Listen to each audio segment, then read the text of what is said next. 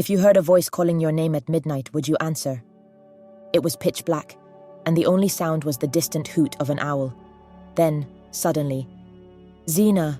Zena!" The eerie, disembodied whisper echoed through the hut like a ghostly chant.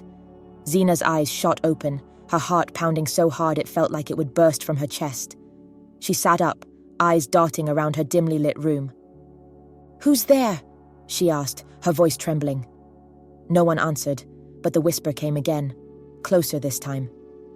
"Zena, come outside." Her hands gripped the edge of her blanket as if it was a shield.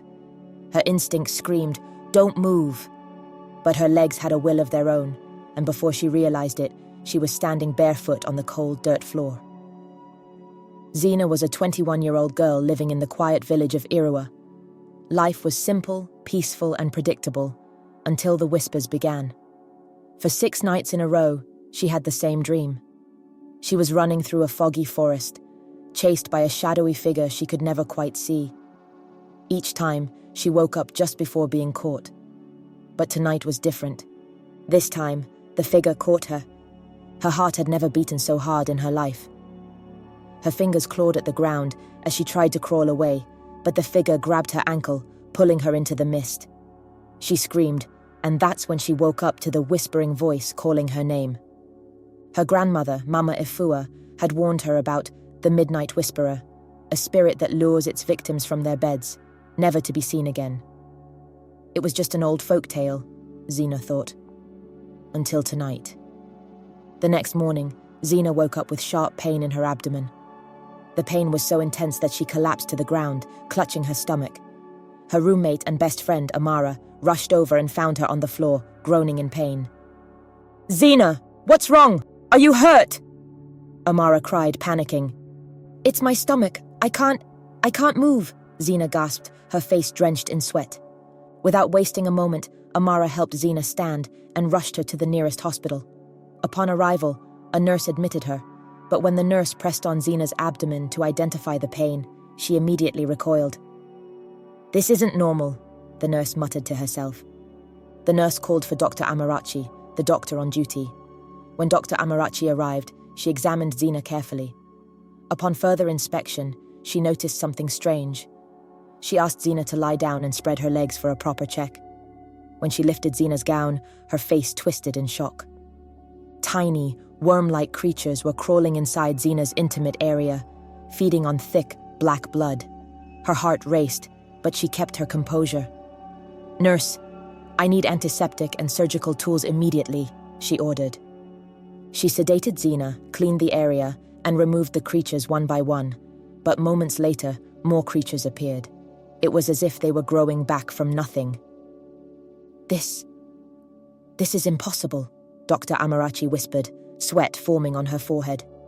She took pictures for medical documentation and immediately went to her office. She needed to understand what was happening. Zena woke up in a hospital bed, her face pale and weak. The pain had subsided, but not completely. Dr. Amarachi sat beside her, determined to get to the root of the mystery. "Zena, I need you to tell me everything. This isn't a normal illness. Have you been with anyone recently? Any unusual encounters?" Zena hesitated, her eyes darting to the window. She sighed deeply. "There's something, but it's embarrassing." "Zena, your life is on the line. Speak now," the doctor insisted. Zena took a deep breath. "About a week ago, I met a man named Kofi. I was desperate for money because my father needed urgent surgery. My boyfriend had no money, and my boss wouldn't give me a loan. Kofi had been chasing me for months, always sending me gifts and flowers. I thought he liked me, but when I asked him for help, he said he would give me the money, but only if I spent the night with him." Her voice cracked as she continued. "At first I refused, but my friend Amara told me it wasn't a big deal. It's just one night," she said.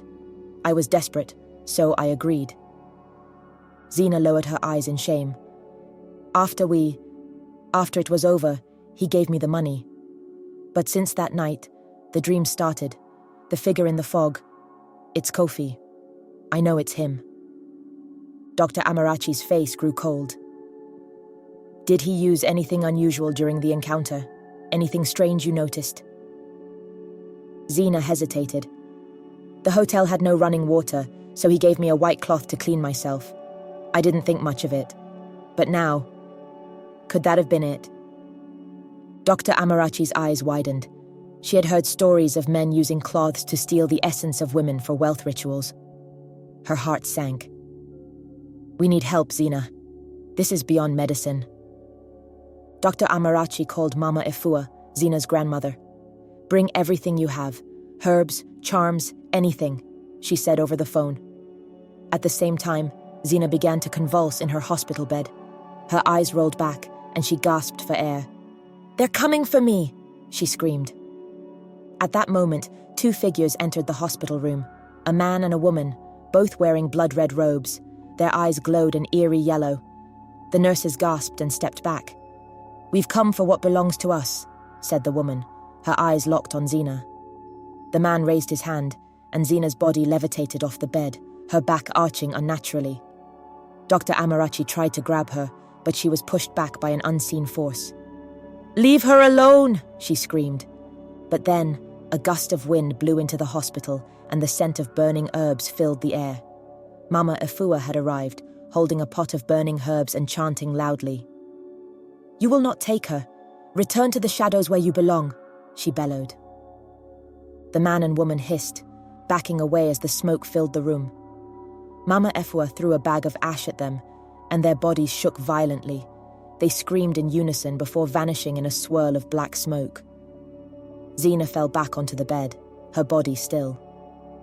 The next morning, Zena was discharged from the hospital. Her grandmother, Mama Efua, accompanied her and Amara as they walked home. On the way, they saw a familiar figure by the roadside. It was Kofi. His designer suit was gone. His expensive car was gone. He wore tattered clothes and was eating scraps from a trash can. "Is that Kofi?" Zena whispered, eyes wide. Her grandmother nodded solemnly. His wealth was built on the suffering of others. When his ritual failed, it all returned to him. Zena and Amara watched silently as the man who once flaunted his wealth now begged for food.